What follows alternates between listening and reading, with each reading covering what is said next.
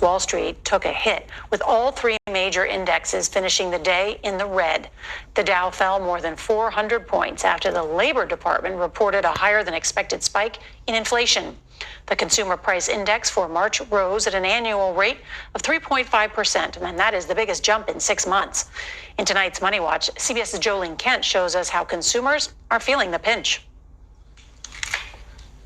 For the third straight month, prices have gone up more than expected, from the rising cost of car insurance and repairs to how much you're paying at the grocery store every week. Do you know how much one of these costs? $2 freaking. This was $200. We supposed to skip the power bill this month so we can buy groceries, or the mortgage?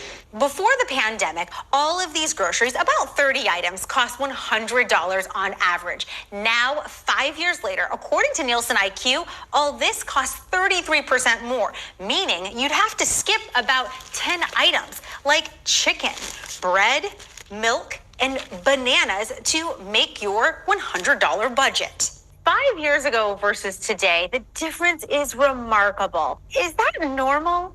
Oh, goodness, it's not normal at all. So that's why consumers are really scrutinizing their behaviors because, prices are leveling off, but they're leveling off at these record high levels. Higher gas prices and rent also helped push inflation up 3.5% over the last year. Also more expensive, baby food and formula spiking nearly 10%, elder care up over 14%, and veterinary care jumping almost 10%. President Biden responding today. We're better situated than we were when we took office, where inflation was skyrocketing, and we have a plan to deal with it. But until then, shoppers continue to cut corners where they can. We asked Americans, have you changed your behavior? And 87% of Americans have said yes to that.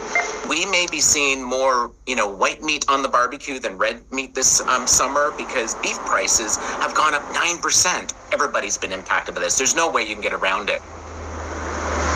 The good news here is wage growth last month did outpace inflation, but this March inflation number is the biggest annual jump in 6 months, and it really makes it very unlikely that the Federal Reserve will lower interest rates anytime soon. Nora? Yeah, many people waiting on that. Jolene Kent, thank you so much.